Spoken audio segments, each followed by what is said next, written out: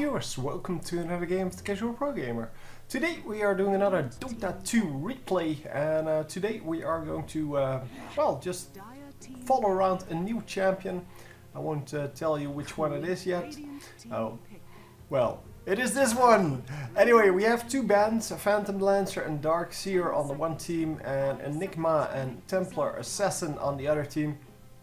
We haven't seen any of those heroes. I'm sure that if you played, you have seen some of these, because some of the characters are just really popular. Tidehunter, really popular. Venomancer, of course, one of my favorites, as is Shadow Demon. And I also played Ursa already on my channel. So quite a few champions that are also already on my channel. Then we have Anti-Mage here, which is, as you can guess, an anti-mage character. And we have some more bands going on, so every team gets two more bands.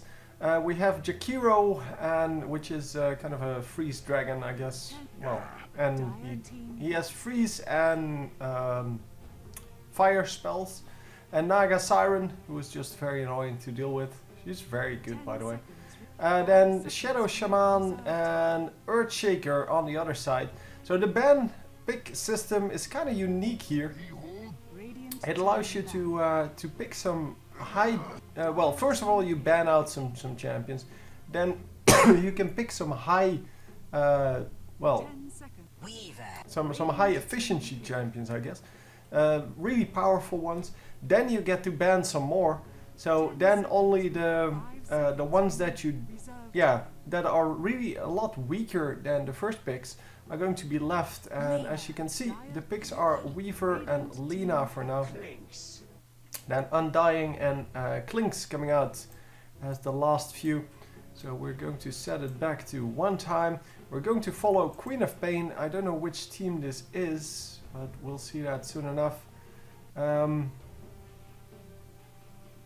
I am going to set it to player perspective, which means that everything this player does, we will see.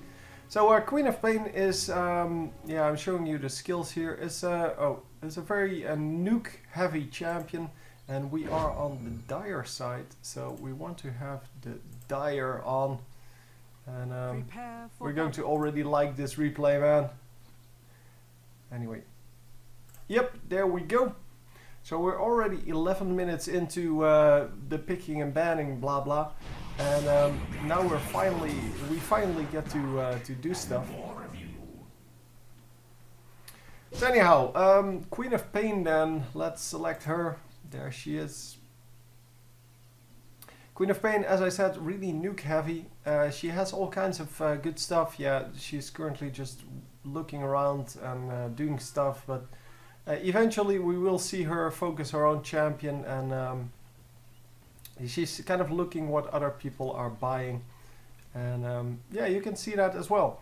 I do have something that allows me to see the builds, I believe. Hang on, this?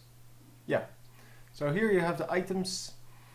Yeah, so all the starter items basically, and yeah, you can go, or you can look from there what you would like to build. Of course, this is a very good build if you don't think you're going to take a whole lot of damage. This is a much better build if you think you are going to take a lot of damage. Of course, he doesn't have wards, so you might want to pop in some wards, like this guy is doing, but then he has Sage's Mask, mana regen, as you can see. Anyway, it doesn't really matter. As you can see, block going on once again, just like in the last game with the Zeus. And we are going to follow her.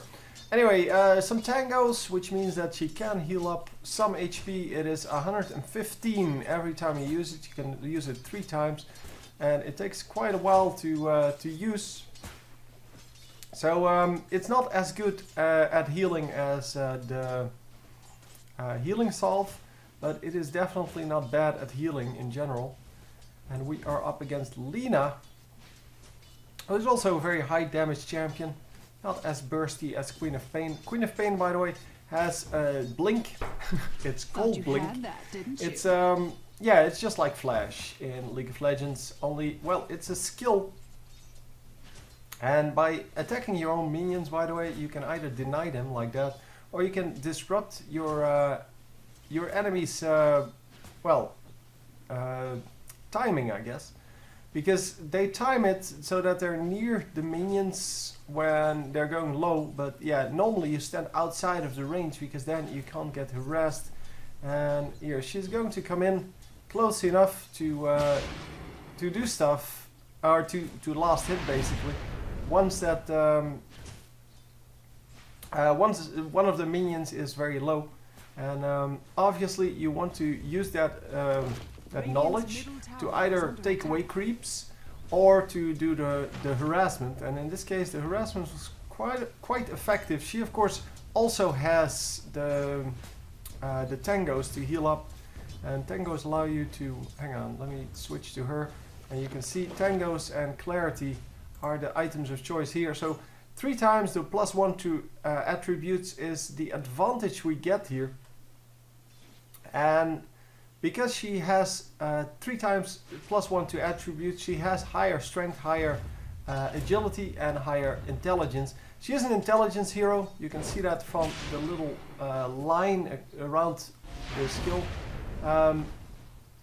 So Lena, if we look at her, while we see her taking some damage, Lena, for example, is also an intelligence hero, and this guy is an agility hero, and this guy is also an agility hero, and this guy is a strength hero.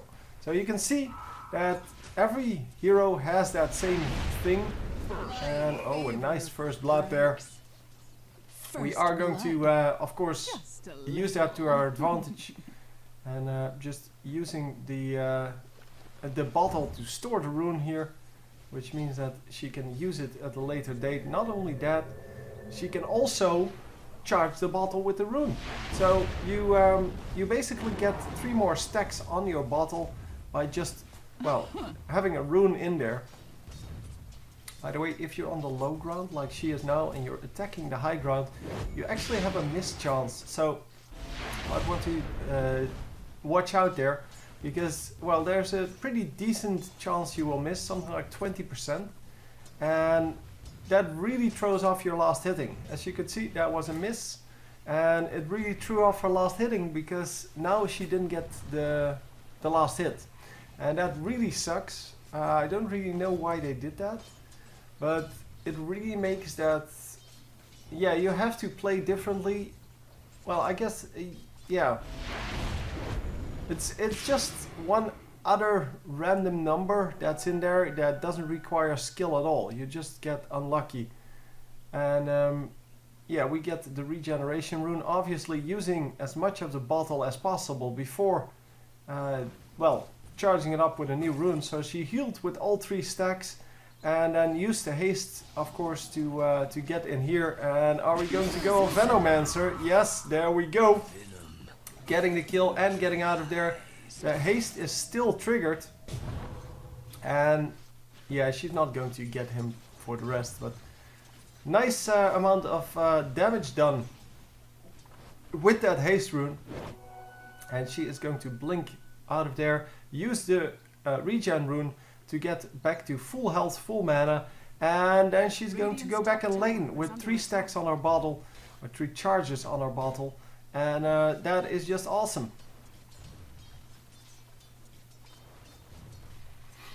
So the Tidehunter discovered a ward that was preventing the camp from spawning. It really sucks when people do that, but it is very effective, of course, to do that to people. It allows you, with 1 ward, you get vision over the camp, and as long as you have vision on the camp camp will not spawn. So it's kind of a neat trick if you go up against a real jungler, or against a lane that can actually jungle really well, and normally uses that jungle quite a lot. Look at that, just burst damage all day long, and she is going to use the bottle once she gets out of range of everything. So as long as she doesn't take damage, the bottle is effective, and as you can see, it takes a while to get the health up and the mana, because you get the health and mana from it. But if you get hit by something, then you lose the stack, or you lose the channel. For the rest, you don't have to do anything or prevent anything. And here's the donkey bringing her boots. And that is excellent. You can of course send the bottle back with the donkey, but it's way easier to charge it up with the rune. And are we going to get everything? It does look like it. No. Too greedy with that last one. She wanted to start ganking here. And I'm not sure what she's going to gank. Invisibility rune is active. Enemies of course cannot see that you activated the rune. They can, however, scout that you picked it up. But since she bottled it, they don't know when it's used. So there are 3 guys here. They really don't want to engage, or she really doesn't want to engage on 3 guys, but on 2 guys that's okay, because they're going to get that first kill. She's going to blink out, and look at that, just running away. Nyx Assassin is going to be able to go stealth if he needs to, and of course with the blink you're faster than someone that just has to run after you. And she already has the boots with the extra movement speed. And yeah, all in all, just a good deal, and she is going to be very happy with that, with how that turned out. So the bottle is going to be charged.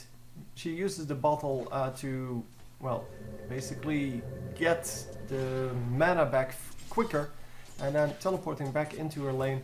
The teleport scrolls only cost 135, which seems like a lot. But in reality, as you can see, you get about 40 per last hit.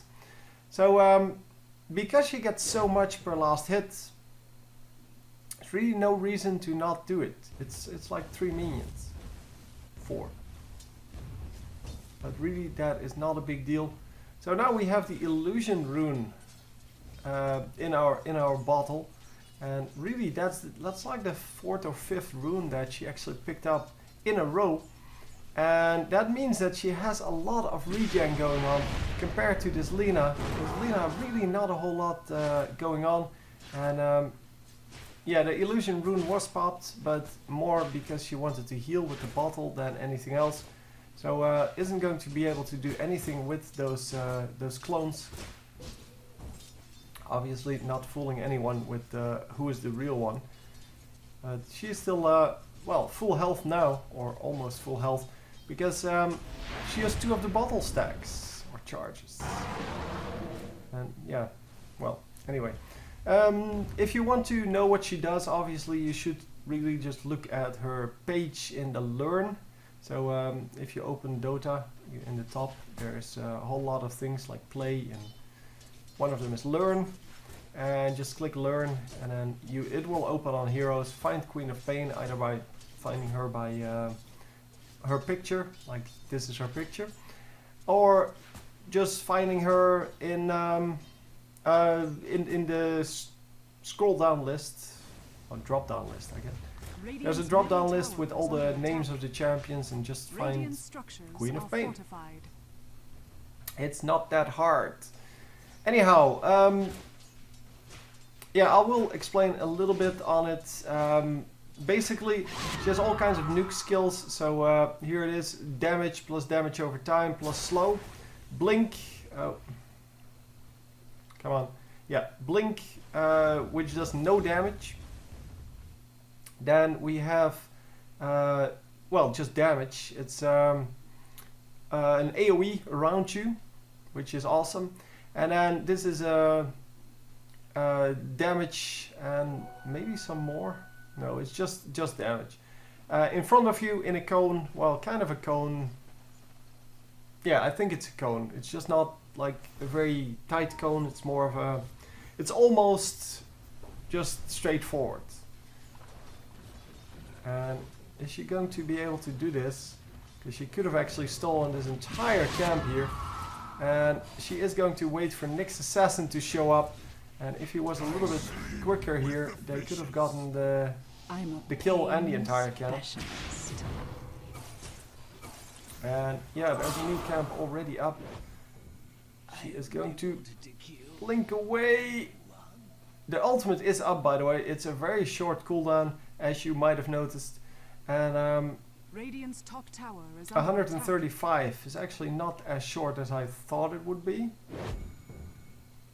But anyway, I thought it was a shorter cooldown. She gets out no problem. And she is going to just go back to her lane. So this one is also upgradable by Aghanim Scepter. It says so, that's when it's upgradable. It's really easy to remember. Just watch the skill, the tooltip, and it says whether it's upgradable by Aghanim Scepter. Yeah, it means that it's going to do more damage, and that's about all you need to know about that. So Lina going from mid lane to top lane because, well, she was getting dominated in mid lane. And in top lane, she is still the boss, I guess. She can still do a whole lot of good. So magic resist here, 15% spell resistance, which is excellent. And we're going for a big item apparently. Oh, in the secret shop. She's going for the secret shop. She is carrying the teleport scroll. And wow, this guy has nothing. That was the Lina. Let's see the items currently. So Lina currently has a bottle and boots of speed, but compare that to what this guy has. All kinds of items already built, and yeah, you can see all the rest of the items here. Obviously, champions like Tidehunter are not going to have a whole lot, because, well, he's kind of a support, and, well, not kind of a support, he is a support, and he is not supposed to get a whole lot of items.